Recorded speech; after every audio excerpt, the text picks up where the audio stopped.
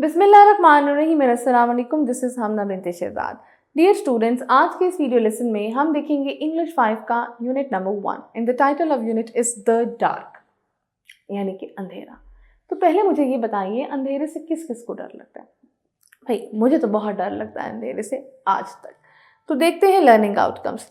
Show awareness of one or more listeners by developing sensitivity to ways that other expects meaning in their talk and non-verbal communication। यानी कि अब हमने दूसरों की बात को ध्यान से सुनते हुए ना सिर्फ उनके अल्फाज पर गौर करना है, बल्कि नॉन वर्बल कम्युनिकेशन, उनके जेस्चर्स, उनके फेशियल एक्सप्रेशन, आई कॉन्टैक्ट, हाथ मिलाने का तरीका, हर चीज़ को देखना है, जिससे हम बता सकें कि अगले की बात क्या उसकी जेस्चर्स के साथ मैच कर रही थी कि नहीं।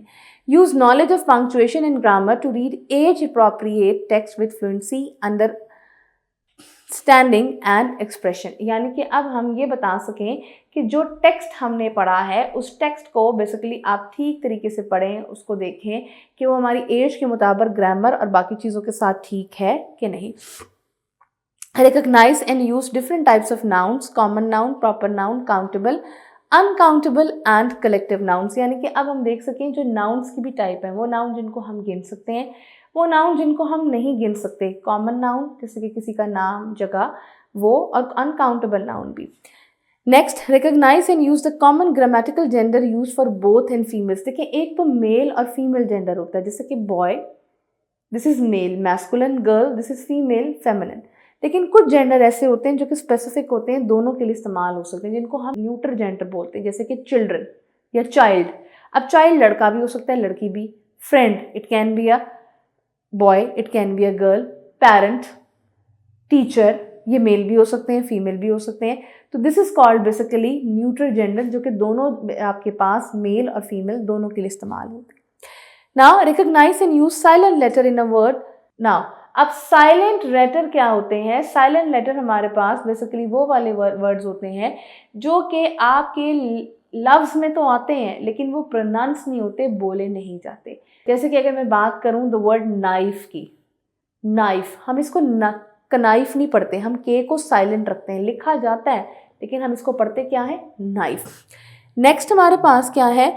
Demonstrate an understanding of the use of the spelling pattern, for example silent letter। Silent letter को भी देखें, उसका स्पेलिंग पैटर्न को भी आइडेंटिफाई करें। Distinguish between 4 types of sentences, declarative, exclamatory, interrogative, imperative.